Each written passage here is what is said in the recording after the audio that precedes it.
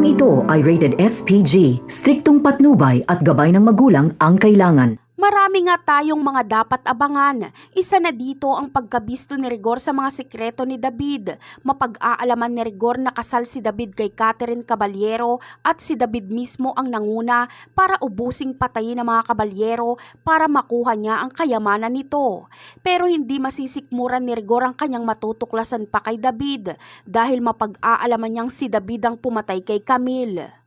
Ipagtatagpi-tagpi kasi ni Rigor ang kanyang malalamang impormasyon.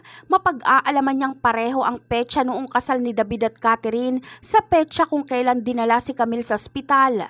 At pareho din ang simbahan na pinagkasalan nila David sa simbahan kung saan nakita si Camille ng mga tao na nakahandusay na lang. Si Rigor mismo ang makakadiskubre sa kademonyohan ng paborito niyang anak. Samantala, makakabalik nga si Rigor sa pagkapulis. Hihingi siya ng tulong sa kasalukuyang mayor na si Mayor Roberto para makabalik sa serbisyo.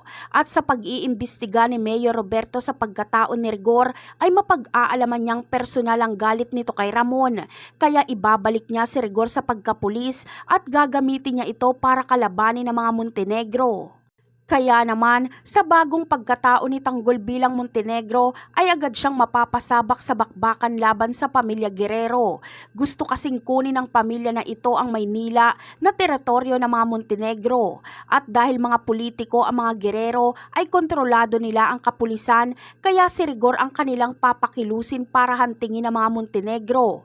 Napakarami pa nating dapat abangan sa mga susunod na episode. Paalam!